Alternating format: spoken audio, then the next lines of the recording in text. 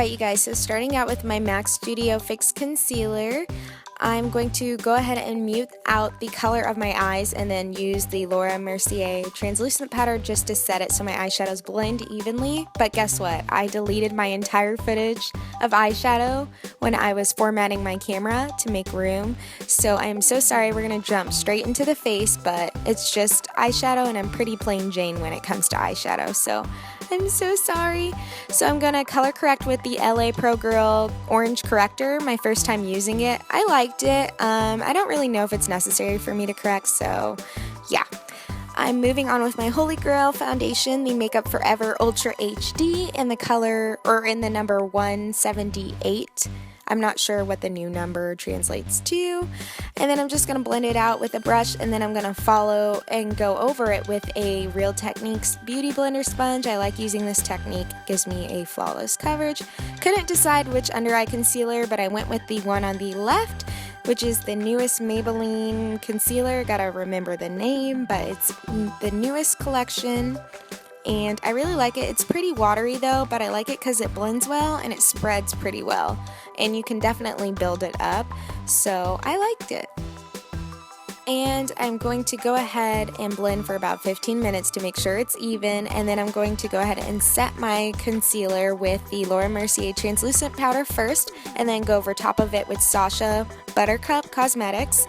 Using the combination of the two just gives it a better look because the Mercier one sets better, but the Sacha one looks better on my skin tone. So I just mix them. Now I'm contouring with the black Opal foundation stick in the color Suede Mocha. So I'm just outlining the perimeters of my face and my nose, and I'm going to blend my face out using a small stippling brush. And I'm just going to go up and down and just make it look really good. And then of course on my nose, I like to use my fingers. I hate using my fingers, but on my nose, I use my fingers. Then setting my entire face, I'm using the Makeup Forever Duo Matte Powder.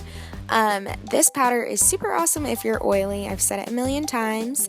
And then I'm going to use the Sleek Contour Kit to set my contour and just go over that and give it more of a cooler tone and not so completely warm. It kind of balances it out. Then I'm going to bronze my face using the CoverGirl Queen Collection bronzer. This just adds a little bit of redness back to my face and I like to mix them.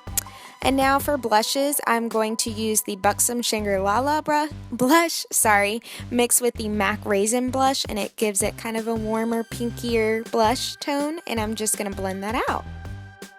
And then last but certainly not least, I'm going to be setting my brows, not last, but with the Sonia Kashuk Brow Gel in Clear.